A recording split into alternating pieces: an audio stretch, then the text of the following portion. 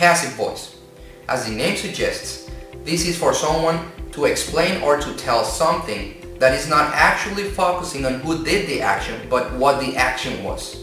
This is actually very important if you want to sound powerful and professional.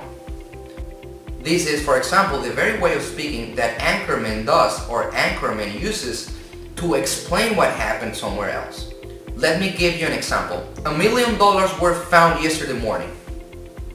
Okay, I'm gonna give you another example. A mistake was made. It doesn't say who the subject was. It's actually focusing on who and what the action was, and it doesn't matter who the subject is. So this is not actually the most common way to speak, but this is actually very formal and grammarly correctly.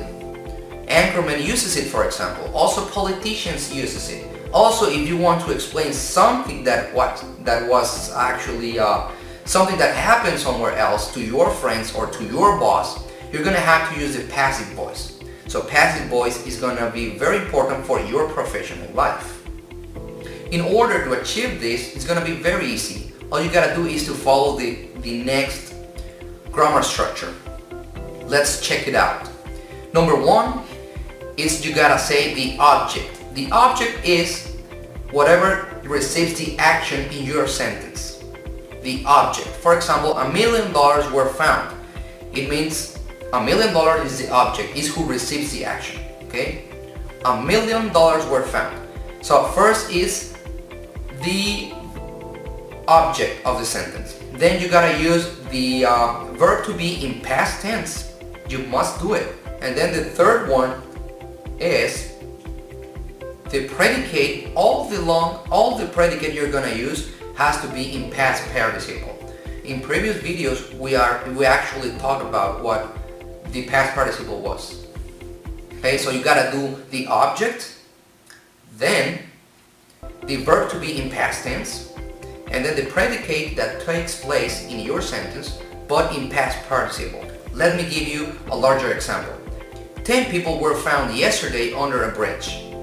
10 people is the object, whatever receives the action. Were is the past tense of the verb to be. And then found under a bridge, which is the predicate in past tense. 10 people were found yesterday morning under a bridge. Also, as you're not actually saying who did the action or who the subject from the sentence is, you can actually add who did the action or who the subject is by using the word by after the sentence. For example, 10 people were found yesterday morning under a bridge by the police. Or 10 people were found yesterday afternoon or night under a bridge by my dad and my mom. See, you can actually mention who did the action by adding the word by, but you don't actually require to say who did the action in the passive voice. Let's give another example. A letter was written by the President of the United States to the Mexican Embassy. See, again, I'm using the object, a letter, then the verb to be in past tense was, and then the past participle of the predicate was written by the President of the United States to the Mexican Embassy. Okay? So this is actually only a little introduction for you to this topic, which is the passive voice. What you now have to do is to complete the course with your teacher's help.